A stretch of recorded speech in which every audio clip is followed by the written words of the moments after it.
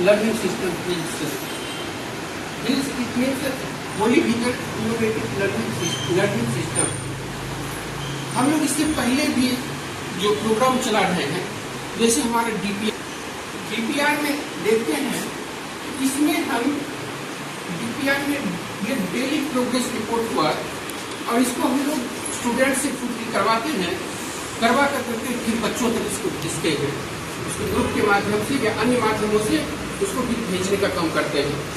तो नया हम लोगों ने जो लर्निंग सिस्टम लाया है, जिस लर्निंग सिस्टम का नाम है हिल्स, आप देखेंगे कि हिल्स जो है इस सिस्टम में हम करेंगे क्या रहे हैं। अभी जो हमारा जूनियर क्लासेस सीनियर क्लासेस में खास करके ये हिल्स चल रहा है, उसको 1 तारीख से 1 नवंबर से जूनियर क्लासेस में इम्प्लीमेंट कर रहे हैं। अब देखिए कि इनोवेटिव लर्निंग सिस्टम है, इसमें पहले हम लोग क्या करते थे, चैप्टर वाइज एनालिसिस करते थे, लेकिन इस लर्निंग सिस्टम में हम क्वेश्चन वाइज एनालिसिस करने का पैटर्न लाए हैं। यानी कि हर क्वेश्चन को हम लोग कैटेगरी में बांटे हैं, बच्चों को कैटेगरी में बांटे हैं। ये कैटेगरीज जो है हमारा वो है, चाहे एनसी हो, चाहे वो पीसी हो, चाहे वो सीसी हो, आरसी हो, ये कैटेगरीज में हम लोगों ने बांटा है। उस क्वेश्चन को कैटेगरीज में हम डिफाइन करते हैं और उसको जाकर कर हम इम्प्लीमेंट करते हैं। तो ये कॉन्सेप्ट जो है खास करके रिमेम्बर और राइटिंग कॉन्सेप्ट पर आधारित है। लर्निंग, रिमेम्बर एंड राइटिंग, 3 हमारा कॉन्सेप्ट है इसमें। पहला जो कॉन्सेप्ट है वो लर्निंग है, सेकेंड कॉन्सेप्ट जो है वो रिमेम्बर है, सेकेंड कॉन्सेप्ट जो है वो राइटिंग है, और थर्ड कॉन्सेप्ट जो है वो रिमेम्बर है। लर्निंग कॉन्सेप्ट्स है क्या? लर्निंग कॉन्सेप्ट्स में जब आप कोई भी टॉपिक्स बच्चे को पढ़ाते हैं, उस टॉपिक्स में आप बच्चों को क्वेश्चन एराइज करने के लिए सिखाइए। How to arise the questions, किस तरह से वो क्वेश्चंस अपने में, जब वो क्वेश्चन एराइज करने लगेगा, उसका आंसर देने लगेगा, तो ये हमारा लर्निंग कॉन्सेप्ट है। आगे आता है राइटिंग कॉन्सेप्ट, जिस पर हम ज्यादातर रूपों से हम फोकस करेंगे। राइटिंग कॉन्सेप्ट में देखिए हमारा है क्या, हम सभी शिक्षक हैं और सभी टीचर्स के लिए, सिर्फ यानी कि होली विजन के टीचर्स के लिए ये वर्ड्स नहीं है, ये सेशंस नहीं है। हमारे जो व्यूअर्स हैं, जो हमें देख रहे हैं, जो हमें समझ पा रहे हैं, उनके लिए भी मैं ये कॉन्सेप्ट्स दे रहा हूँ। अगर आप टीचर हैं तो ध्यान से आप सुनिएगा, इस वीडियोस को देखिएगा। ये कॉन्सेप्ट हमारा है क्या?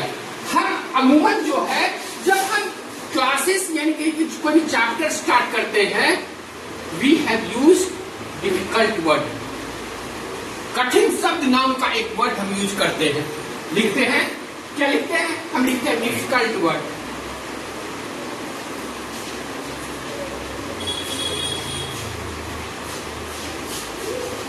डिफिकल्ट वर्ड्स का यूज करते हैं, डिफिकल्ट वर्ड्स का यूज करते हैं।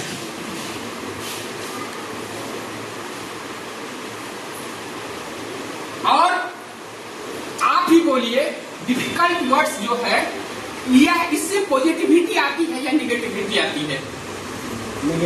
निगेटिविटी आती है। यानी जैसे ही हम डिफिकल्ट वर्ड्स बोलते हैं, बच्चों के दिमाग पे उसका जो माइंड है वो ग्लो कर जाता है, हिट कर जाता है कि यह वर्ड्स जो है हमारे स्टैंडर्ड से ऊपर है, और उसका थिंकिंग जो उस वर्ड्स के प्रति जो है एक भयावह रूप धारण कर लेता है कि ये डिफिकल्ट है। Dear viewers, dear teachers, difficult कुछ होता नहीं है। वो जो हमारे लिए डिफिकल्ट है, वही काम किसी के लिए आसान भी हो सकता है, हम अगर उस काम के प्रति एक्सपर्ट हो जाए तो। अगर एक छोटे बच्चों के लिए मैं उदाहरण देता हूं, एक छोटे बच्चों के लिए ABCD लिखना जो है वो डिफिकल्ट होता है, लेकिन क्लास 1, 2 और 3 के बच्चों के लिए ABCD लिखना जो है वो इजी टास्क है। उसको क्लास 1 के बच्चों को वर्ड्स बनाना डिफिकल्ट हो जाता है, क्योंकि कहा जाता है कि परफेक्शन आता कब है? Practice makes perfection. जब हम प्रैक्टिस करते हैं तभी हमारे अंदर परफेक्शन आता है।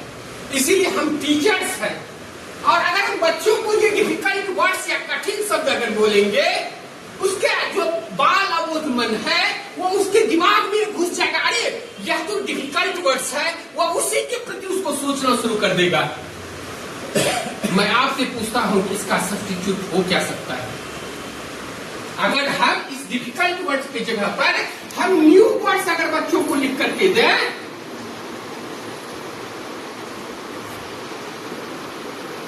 अगर हम न्यू लिख करके देते हैं, न्यू वर्ड्स लिख करके देते हैं, बच्ची को लगेगा कि ये नया वर्ड्स है। और हर किसी के अंदर जब हम कोई ड्रेस खरीदने के लिए जाते हैं, ये छोटी सी बात है, जब हम नए बुक्स को खरीदते हैं तो आप बच्चे की सेंसिटिविटी को देखिएगा कि वो पर डे उस बुक को कम से कम 1 वीक तक उस बुक को उल्टाता है, पलटाता है, देखता है, सर्च करता है, वो पढ़ने की प्रति उसकी लालसा रहती है। 1 मंथ तक जो है वो बच्चों को उस बुक के प्रति पढ़ने की लालसाएं होती है। वही मैं कहता हूं कि अगर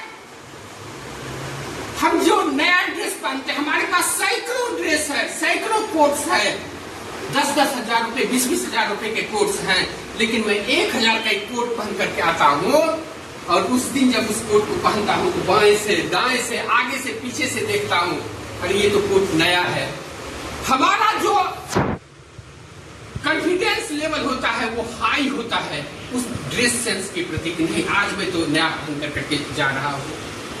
अब मुझे ये फील होता है कि आज कुछ हमारे अंदर कॉन्फिडेंस लेवल जो है हमारा हाई है, क्योंकि मैं नया पहन करके जा रहा हूं। लेकिन जहां वो अगर कोई ड्रेस 30,000 रुपए का है और इस पर वो 1000 का ड्रेस हमें न्यू लगता है, हमें कॉन्फिडेंस देता है। इसीलिए अगर हम डिफिकल्ट वर्ड्स की जगह पर न्यू वर्ड्स का अगर हम यूज करें तो इसका मतलब है कि वो वर्ड्स जो है निश्चित रूप से जब हम न्यू वर्ड्स का यूज करते हैं तो हमारा कॉन्फिडेंस लेवल जो है वो वास्तविक रूप से हाई होगा, बच्चों का कॉन्फिडेंस लेवल हाई होगा। और उस न्यू वर्ड्स के रूप में जब आप न्यू वर्ड्स लिख कर करके देते हैं, मैं हर शिक्षकों को मैं कहता हूं, ये वीडियो सिर्फ होली विजन के शिक्षकों के लिए नहीं है, जो कोई भी देख रहे हैं उन सभी के लिए है। आप जब डिफिकल्ट वर्ड्स लिखते हैं उसके जगह पर अगर उस निगेटिविटी को, नकारात्मक शब्दता को हटा कर करके अगर आप सकारात्मकता की ओर जाते हैं, उस जगह पर आप न्यू वर्ड्स का यूज कर सकते हैं। अगर न्यू वर्ड्स का आप यूज करेंगे तो बच्चों के अंदर पॉजिटिविटी आएगी। आज हम लोगों ने, आज 31 है, अक्टूबर का लास्ट डे है, आज हम लोगों ने बच्चों को जो है प्रेजेंट का रिकॉर्ड्स भेजा है। अमूमन टीचर्स यूज करते हैं एब्सेंट रिकॉर्ड। मैं एब्सेंट रिकॉर्ड क्यों यूज करूं? मुझे प्रोत्साहित करना है उन बच्चों को जो क्लास में प्रेजेंट होते हैं। मैं जापानीज टेक्नोलॉजी को, यानी कि जापानीज एजुकेशन सिस्टम को भी मैंने फॉलो किया है, वहां के एजुकेशन सिस्टम को जाकर करके देखा है। टोक्यो के एजुकेशन, वहां कम से कम 8 से 10 स्कूल को मैंने विजिट किया है, तो वहां नकारात्मकता नाम की कोई चीज नहीं होती है। कनाडा का एजुकेशन सिस्टम भी नकारात्मकता पर ही चलता है। आखिर हम शिक्षक हैं, अगर हम ही पॉजिटिव नहीं होंगे तो हमारे बच्चे पॉजिटिव होंगे कैसे? अगर हम एब्सेंट की जगह पर अगर उसके प्रेजेंट को हम बूस्ट करेंगे तो एब्सेंट ऑटोमेटिक कम होता जाए। हमारे अंदर 2 तरह की प्रवृत्तियां हैं, एक सकारात्मकता, एक नकारात्मकता। जब सकारात्मकता बढ़ेगी, नकारात्मकता ऑटोमेटिक कम होती जाएगी। इसलिए आज हमने जो अपने सभी बच्चों को रिकॉर्ड्स भेजा है वो प्रेजेंट रिकॉर्ड्स भेजा है, एब्सेंट रिकॉर्ड्स नहीं भेजा है। Thank you very much. Thank you.